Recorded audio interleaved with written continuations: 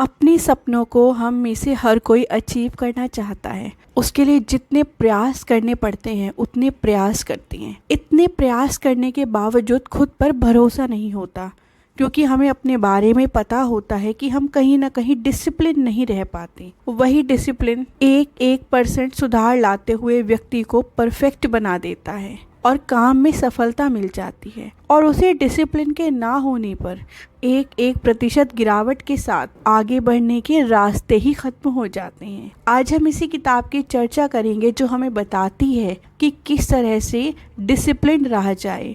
Discipline को अपनाकर अपने जीवन के लक्ष्यों को भी अपनाया जा सकता है।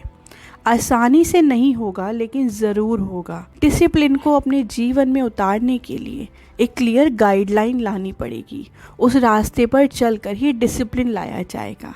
आज हम बात करेंगे एक ऐसी ही किताब जिसका नाम है हाउ टू बी डिसिप्लिन, जिसे लिखा है शेल्डन होप ने। नमस्कार दोस्तों, आपका स्वागत है मेरे चैनल यूनिवर्स ऑफ बुक्स में। मेरे चैनल को इतना प्यार देने के लिए आपका बहुत बहुत धन्यवाद। शुरू करते हैं। इस किताब को समझने के लिए हम एक उदाहरण की सहायता लेंगे। नेहा 28 साल की है। ये वो नेहा है जिससे हम अपनी जिंदगी को रिलेट कर सकते हैं। एक अच्छे शहर में रहती है और जॉब करती है। उसका सपना है कि वो अपनी जॉब में एक्सेल करे, अपनी जॉब में महारत हासिल करे और खुद का काम शुरू करे। अपने काम और निजी जीवन के बीच में तालमेल बिठा पाने में वो कभी कभी असक्षम महसूस करती है। सोशल मीडिया पर घंटों बर्बाद कर देती है। दूसरों की जिंदगी से खुद की तुलना करने पर पाती है कि उसने अपनी जिंदगी में कुछ हासिल ही नहीं किया है। काम के प्रेशर में तनावग्रस्त हो जाती है। एक दिन उसने कोई ऐसी गलती की जिसकी वजह से किसी क्लाइंट का इम्पोर्टेंट काम अटक गया।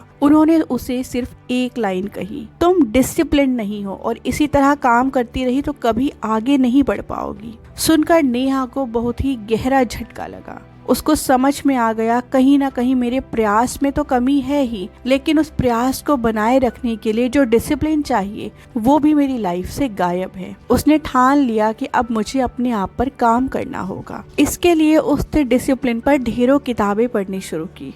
उसमें से एक बेहतरीन किताब जो उसको समझ में आई, जो उसको क्लियर गाइडलाइन दे सकती थी, जिस पर स्टेप बाय स्टेप चलकर जिंदगी को इम्प्रूव किया जा सकता था, वो यही किताब थी। पहले चैप्टर का नाम पढ़ते ही चीजें क्लियर हो गई। Set clear goals. जैसे ही ये टाइटल पढ़ा तो समझ में आया कि जिंदगी में असल में नेहा क्या चाहती है वो क्लियर ही नहीं है। बहुत बड़ा गोल है, उससे पहले छोटे छोटे स्टेप से गुजरकर ही वो बहुत बड़ा गोल हासिल होगा, पर उस स्टेप्स के बारे में तो उसने कभी सोचा ही नहीं। सबसे पहले उस दिन अपनी डायरी में उसने उन सभी चीज़ों को लिखा जो वो अपनी ज़िंदगी में हासिल करना चाहती है, चाहे वो बड़े गोल्स हों या छोटे गोल्स हों, या ऐसे छोटे गोल्स हों जो बड़े गोल्स को पूरा करने में उसकी मदद करेंगे। वो गोल्स ऐसे ही पूरे नहीं होंगे। उसके बाद उसने ये भी प्लान किया कि इन गोल्स को पूरा करने के लिए मुझे काम करना होगा। जैसे कि यदि मैं अपना बिजनेस शुरू करना चाहती हूँ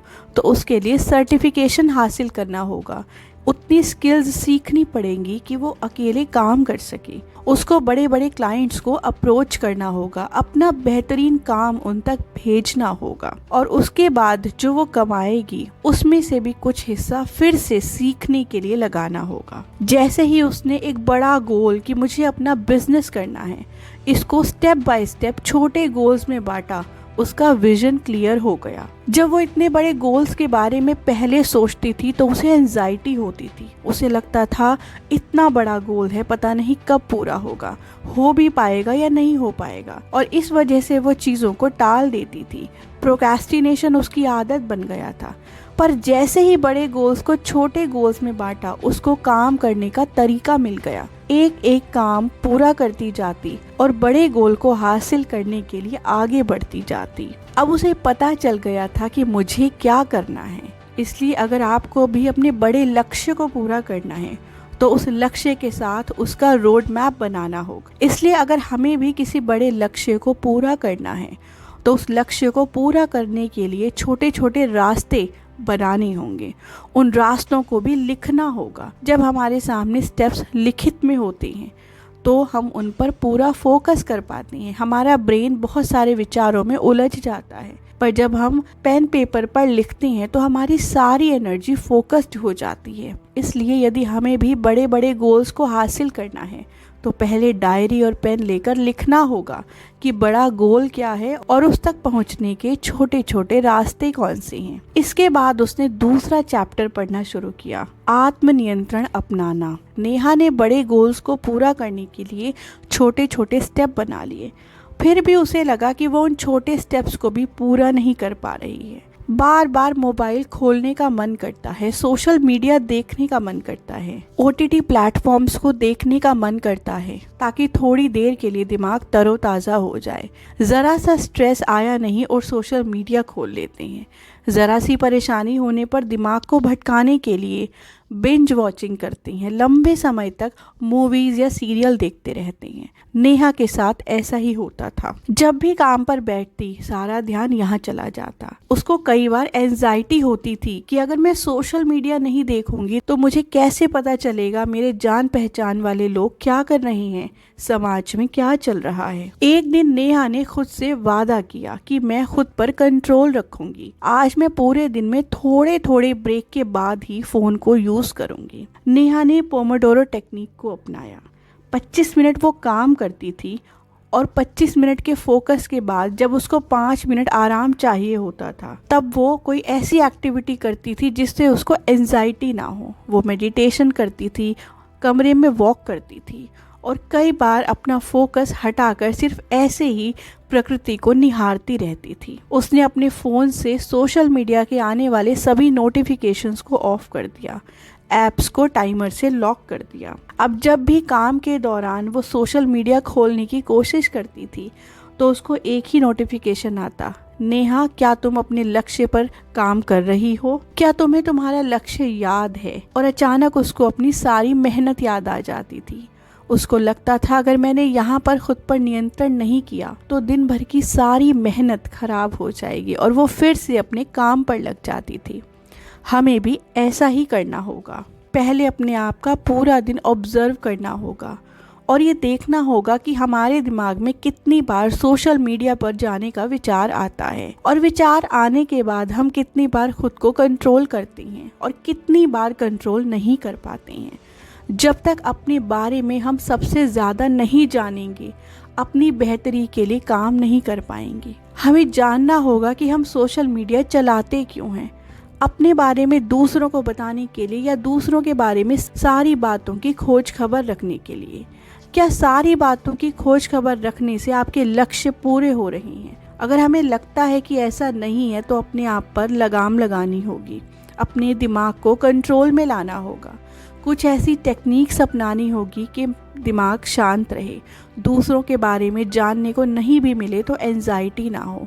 इसके लिए हमें हो सकता है मेडिटेशन या एक्सरसाइज का सहारा लेना पड़े। शुरुआत में बहुत परेशानी आएगी, मन बेचैन हो जाएगा, लेकिन इसी स्टेप से गुजर कर हम अगले स्टेप पर जा सकते हैं। इसके बाद नेहा ने अगला चैप्टर पढ़ा जो था डेवलप अ रूटीन। हम हमारा दिन किस तरह बिताते हैं और दिन की शुरुआत के कुछ घंटे किस तरह बिताते हैं और दिन को किस तरह प्लान करते हैं, सिर्फ इसी पर हमारा पूरा दिन, हफ्ते, महीने और पूरी जिंदगी निर्भर करती है। अगर हमें ये ही नहीं पता होगा कि हमें जाना कहाँ है तो हम कहीं पहुँच ही नहीं पाएंगे। चलने से पहले कोई ना कोई डेस्टिनेशन तो तय करनी ही होगी। जो बिना किसी लक्ष्य के चलते रहते हैं वो कहीं पहुंच नहीं पाते, भटक जाते हैं। नेहा को महसूस हुआ कि उसकी दिनचर्या व्यवस्थित नहीं है। उसका जब भी जो भी करने का मन करता है वो करती है। क्लाइंट्स के ज़रूरी काम इसीलिए अटक जाते थे क्योंकि वो उनको प्रायोरिटाइज नहीं करती थी। उसका अपना काम, मोबाइल यूज़ करना और अपनी दिनचर्या के काम क्लाइंट्स के काम से क्लैश हो जाते थे। इसलिए ना वो अपने काम में फोकस कर पाती थी, ना ही क्लाइंट्स के काम को समय से पूरा कर पाती थी। नेहा ने अपने दिन के समय को कुछ हिस्सों में बांटा। उसने सुबह सोकर उठने के बाद की कुछ गतिविधियां निर्धारित की। उसके बाद दोपहर से पहले का कुछ समय वो कैसे बिताएगी वो लिखा। दोपहर का समय और रात का समय भी तय किया कि वो किन एक्टिविटीज़ को देगी। उसने फोकस किया कि सुबह उठते ही वो कुछ ऐसी एक्टिविटीज़ पर ध्यान लगाएगी जो उसके दिमाग को शांत करेंगे और जीवन में आगे बढ़ने में उसकी मदद करेंगे। जैसे कि सुबह उठते ही सबसे पहले मेडिटेशन करना, उसके बाद एक्सरसाइज करना। मेडिटेशन करने से माइंड रिलैक्स होगा और एक्सरसाइज करने से बॉडी में ऐसे हार्मोन्स रिलीज होंगे जो उसको खुश रखेंगे, जो उसको फोकस करने में उसकी सहायता करेंगे और शरीर भी निरोगी बना रहेगा। अपनी दिनचर्या के काम पूरा करने के बाद 2 घंटे अपनी किसी स्किल को सीखने में दिए। वो आगे कुछ पढ़ाई करना चाहती थी जिससे वो अपना बिजनेस खोल सके। उस कोर्स को पूरा करने के लिए उसने अपना समय लगाया। दोपहर का सारा समय उसने अपने डिफरेंट क्लाइंट्स के लिए बांट दिया। उसने जोर दिया कि वो सभी का काम समय रहते पूरा करे और शाम का समय उसने अगले दिन को प्लान करने के लिए निकाला और शाम का समय उसने रखा कि वो अपने पूरे दिन का इवैल्यूएशन कर सके और अगले दिन की प्लानिंग कर सके। ऐसा नहीं था कि नेहा को शुरुआत में दिक्कत नहीं हो रही थी, उसे काफी दिक्कत हुई, पर धीरे धीरे यह उसके जीवन का एक हिस्सा बन गया। उसे हमेशा लगता था कि मेरा अगला दिन कैसे चलेगा, इसके बारे में मुझे पहले से पता है, मेरे सारे काम निश्चित हैं, मुझे पता है मुझे किस दिशा में काम करना है। हमें भी अपने जीवन में एक रूटीन अपनानी होगी। शुरुआत छोटी ही सही पर जरूरी होगी। हो सकता है हम अपना दिन प्लान न करते हो, पर आज बैठकर 5 मिनट निकालकर कल को प्लान करना ही होगा, तभी हम किसी दिशा में काम कर पाएंगे। यदि हमें अपने सपनों को अचीव करना है तो व्यवस्थित तरीके से चलना होगा। टाइम टेबल बनाने में ज्यादा देर नहीं लगती, समय लिखना है और उसके सामने काम लिखना है। अगर समय पाबंदी में मुश्किल आ रही है तो सिर्फ काम लिखेंगे और उन कामों को लिखते हुए देखेंगे कि अपने दिन के कुछ मेजर काम हम दोपहर से पहले निपटा लें और ऐसे काम जो बहुत ज़रूरी नहीं है फिर भी करने हैं उनको दोपहर के बाद कर सकते हैं। जैसे सुबह उठते ही कुछ समय अपनी पर्सनैलिटी डेवलपमेंट के लिए देना, योगा, मेडिटेशन, वॉक करना या फिर एक्सरसाइज करना। उसके बाद थोड़ा समय परिवार के साथ बिताना, उसके बाद कुछ सीखने के लिए समय लगाना या फिर जहां हम काम करते हैं वहां पर ध्यान देना। शाम को जैसे भी समय मिले, चाहे थोड़ा ही मिले, किताब पढ़ना या कुछ नया सीखना। फिर समय निकालकर दिन भर का इवैल्यूएशन करना कि आज वो काम पूरे हुए जो आप करना चाहते थे, आपकी तरफ से कहाँ कमी रह गई। रात को फिर से अपने दिमाग को शांत करने पर ध्यान देना, ऐसी एक्टिविटीज करना जो दिमाग को रिलैक्स करती हैं। फिर चाहे वो स्पिरिचुअल एक्टिविटीज हो, किताबें पढ़ना हो या कोई आर्ट एक्टिविटी करना। रात को 5 मिनट का समय निकालकर अगले दिन की योजना बनाना और फिर सही समय पर सोना ताकि अगले दिन समय से उठा जा सके। हमें भी ये रूटीन डेवलप करनी होगी। नेहा ने इन 3 चैप्टर्स को पढ़ने के बाद अपनी लाइफ में ट्रैक पर आना शुरू किया, परंतु कई बार ऐसा होता था कि वो फोकस नहीं कर पाती थी। इसके बाद उसने अगला इम्पोर्टेंट चैप्टर पढ़ा, प्रैक्टिस माइंडफुलनेस। कई बार ऐसा होता है कि हम सभी काम कर रहे होते हैं, सही भी कर रहे होते हैं, टाइम भी फॉलो करते हैं, पर काम का प्रेशर इतना होता है, कभी कभी हम असहज महसूस करते हैं, हमें एंजाइटी होने लगती है, नींद नहीं आती है, ऐसा लगता है काम परफेक्ट नहीं हो रहा है, चिड़चिड़ापन होने लगता है। नेहा के साथ भी यही हुआ। तब नेहा ने जब माइंडफुलनेस के बारे में जाना तो उसने उसको अप्लाई करने का फैसला लिया। हर सुबह और रात को उसने ध्यान लगाने का फैसला किया। वह सिर्फ अपनी सांसों पर ध्यान देती, ब्रीदिंग एक्सरसाइज करती और अपने मन को शांत करती और जिस मोमेंट में है उसी मोमेंट पर ध्यान देती। फ्यूचर और पास्ट की ज़्यादा चिंता करना और उसके बारे में सोचते रहना हमारे फोकस को खराब करता है। हम जिस मोमेंट में जी रहे हैं, यदि हमारा ध्यान वहीं हो तो हम जीवन की सारी खुशियां उन पलों में महसूस कर सकते हैं। जब उसने ब्रीदिंग एक्सरसाइज करनी शुरू की, खुद की थॉट्स को ऑब्जर्व करना शुरू किया, तो उसने पाया उसका दिमाग पास्ट और फ्यूचर में भटक रहा है, जबकि वो प्रेजेंट तो एंजॉय ही नहीं कर पा रही। धीरे धीरे इन प्रैक्टिस को करने से उसकी एंजाइटी कम हो गई और वो दिन भर ज़्यादा फोकस्ड रहने लगी। हमें भी ऐसा ही करना है।